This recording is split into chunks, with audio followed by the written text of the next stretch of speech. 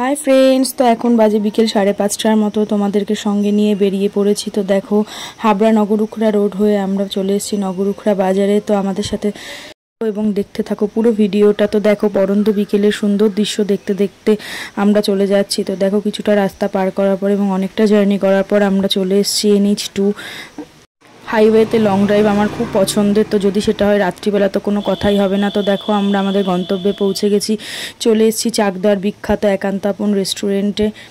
তো চলে আসো বন্ধুরা, এখন ভিতরে ঢুকে পড়া যাক। তো দেখো কত ভিড় ছিল, আর বিরিয়ানির হাঁড়িগুলো দেখো পরপর থরে থরে সাজানো ছিল। তো আমি এরপর ভিতরে ঢুকে পড়ি। তো ভিতরে ঢুকে তো জাস্ট ওয়াও, অ্যাম্বিয়েন্সটা ছিল দুর্দান্ত, আর ডেকোরেশনটাও ছিল খুব সুন্দর। তো দেখো আমরা নিচে না বসে আমরা চলে গেলাম উপরের তলায়। তো সিঁড়ি থেকে উঠে পড়ছি এখন। তো আমরা উপরে গিয়ে একটা সিট নিয়েছিলাম।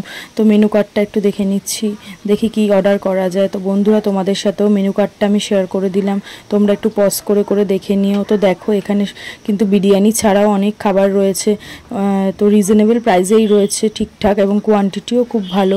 তো দেখো একান্তাপনের ওনার সেই দাদা আমাদের সাথে চলে এসেছিলো একটু ভিডিও করার জন্য। তো দেখো কি সুন্দর সাজানো রয়েছে, আর এতে একান্তাপনের লোগোটাও তোমরা দেখে নাও।